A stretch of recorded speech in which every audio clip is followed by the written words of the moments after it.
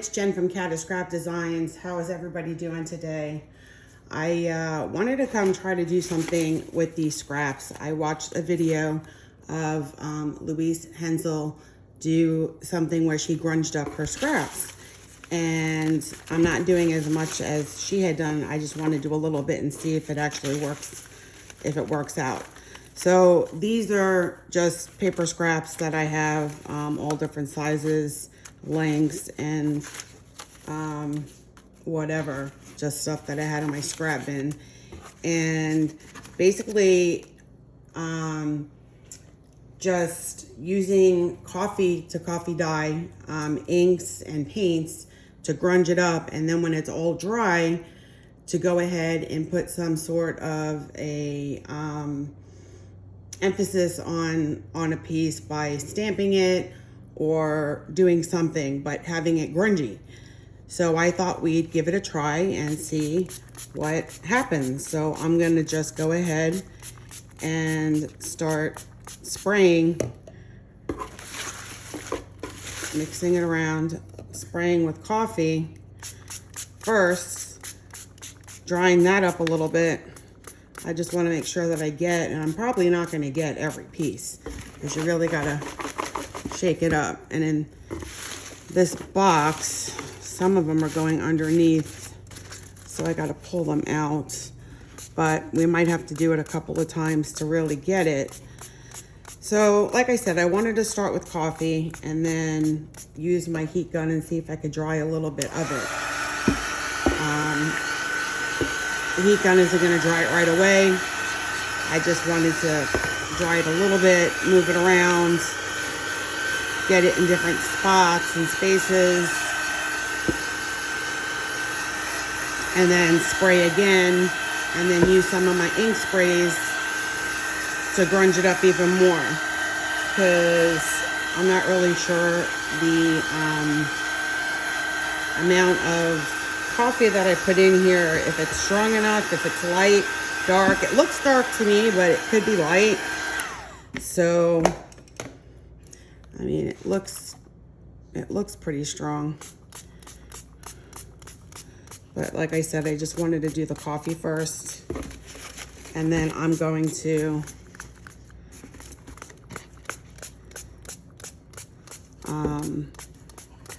so I could dry it quick and see what it turns out and what it looks like. Put it in my oven to get it dry even quicker. See, now these sides are white. And we are obviously only going to use one side, whether we make clusters out of them or we put them in a book and make a collage.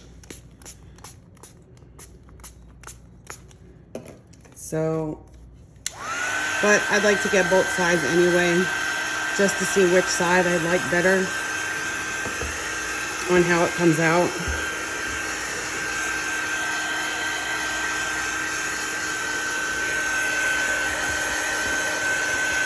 I'm trying to stay in frame to show you. I know the drying process, it's probably a little bit loud on your side.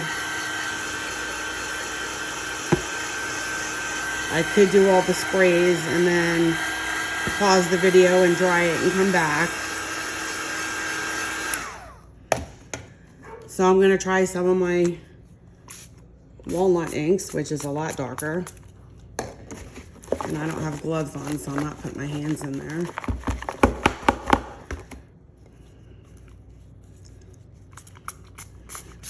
Maybe I should put gloves on.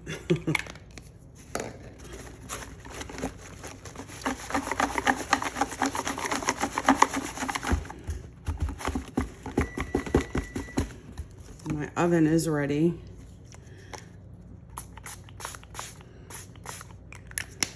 A little bit of eucalyptus ink. And now I'm going to do a little of the terracotta.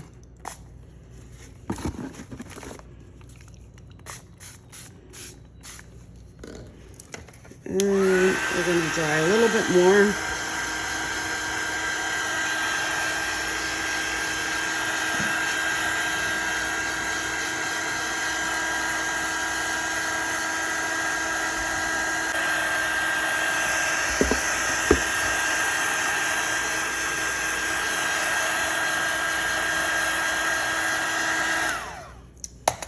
I'm gonna go ahead and put a glove on just so I don't get that ink all over my hands, so we can move it around a little bit more.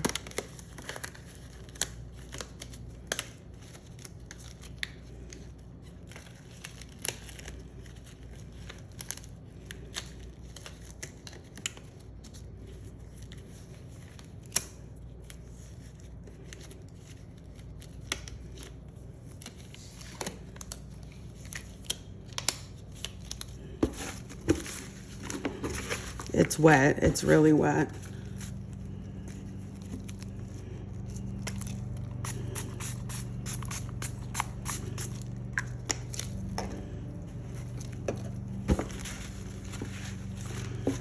Even with the glove on, I got ink on my other hand.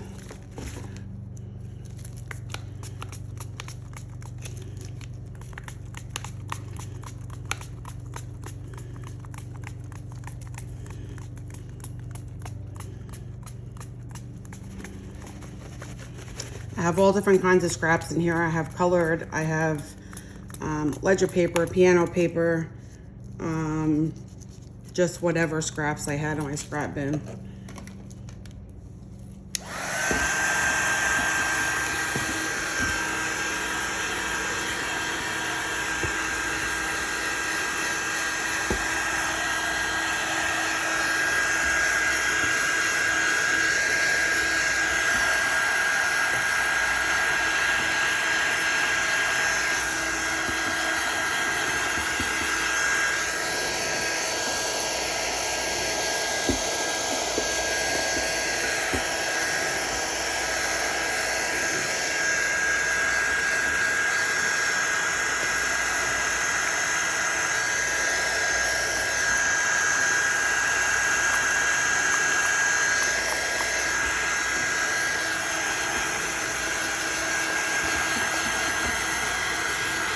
The heat gun does take a while to get all the pieces. So I'm gonna go ahead and heat this for a little bit, and I'll put you guys on pause so you don't have to listen to all the heat. So even with the heat gun, it's still not drying as fast as it would if I set it out in the sun or if I put it in the oven. So now I'm going to just put some paint splatters in there. I'm not going to mix it up. I'll just do a little bit. I'll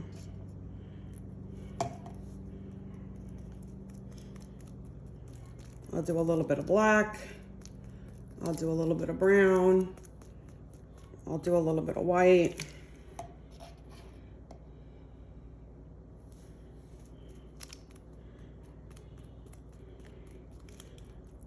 Use the heat gun one more time, and then whatever isn't dry, I will put in my oven on a low temperature to see what we can get, what colors we can get out of that.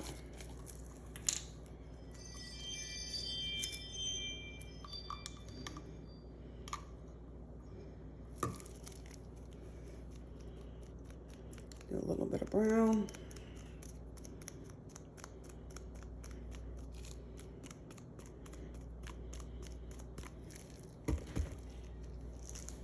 Not going to do a whole lot.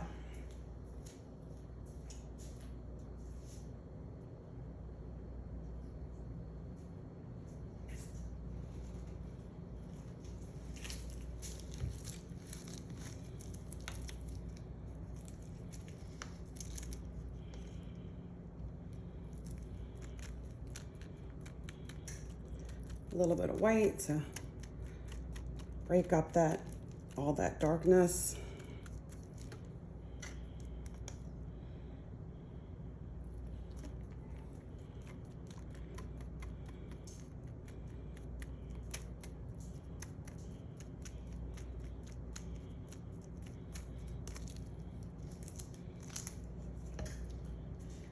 Then a little more heat. Actually, my heat gun needs a break because it's now not, I guess I had it on too long. It's not turning on, which is fine. I'm going to go ahead and put some of these in the oven, and then I will be back I'm just gonna take the top ones off and then go ahead and do a little more paint splatter on the bottom ones, and we'll see what that looks like. So be right back. Okay, so the papers are all dried. They dried in my oven. And this is what they look like. They're all different colors. The splats are in different spots. The front and the backs look different. And then we'll take it and we'll start stamping on them, just interest pieces. And then we have it in our stash for when we need it to make clusters in our grungy albums. So let's go ahead and stamp a couple just to kind of see what they look like when it's all like that. I put it in a new box because the other box is soaking wet. So let's take this on over to where I do this. I have all my stamps, and we'll stamp a few and see what it looks like. Okay, so we're back and we're gonna stamp. Basically, you're just stamping on them. You're putting them to the side. You could stamp on both sides. Oh, that one I already stamped on. Okay. You're putting them to the side, and you're gonna use these for when, well, I won't be using that side because it says 7 Gypsies on the other side.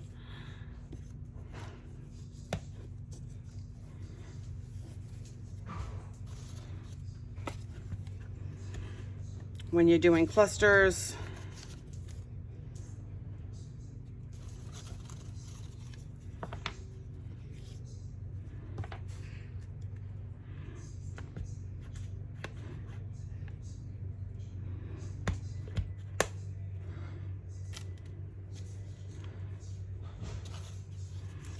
might look better on not such a busy page.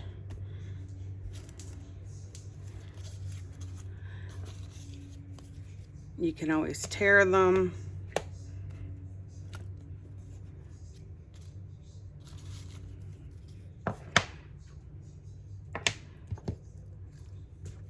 I only took out a couple of stamps to test them out on. This is a long piece, so I'd rip it.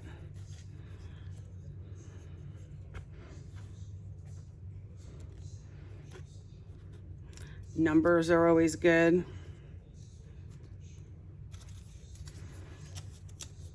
These are a little crinkled, but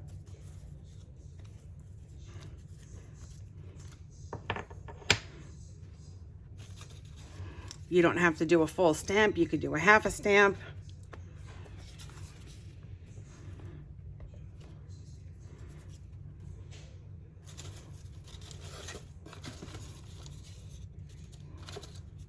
They did some of these already.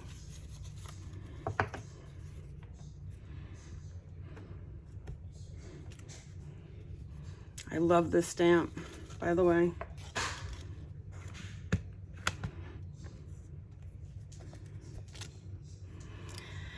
And that's all I really wanted to show you. To grunge them up, because they were all white before, white or pink or whatever color they were. They didn't have any grunginess to them. So if you're doing a grungy journal, I think it would be great.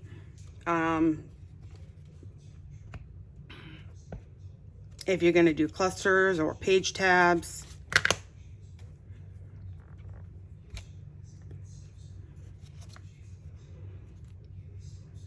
And you could do both sides, so this way when you have them and you're looking and you don't know exactly which way you're gonna go, you have 2 options and 2 choices on both sides.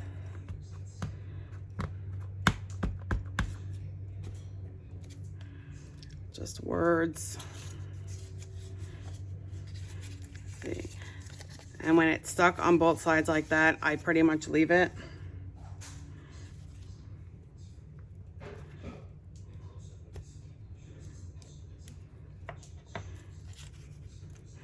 And that's it, guys. So that's what I wanted to show you. Let me know what you think. Do you think it's worth it? Do you think you'd use something like this in your clusters if you were just building clusters with plain papers? You could always use one of these as your focal point. And that's pretty much what I was kind of trying to explain. Not that that's the best looking cluster, but if you were building up a cluster, that's definitely a grungy cluster. See, in the when you do it, the paper gets stuck. So you can either leave it or rip it off. And you get a whole new look. Well, I want to thank you all for staying with me and watching this video. And any questions or comments, please leave below. I appreciate y'all being with me. You guys have a great and wonderful day. Bye.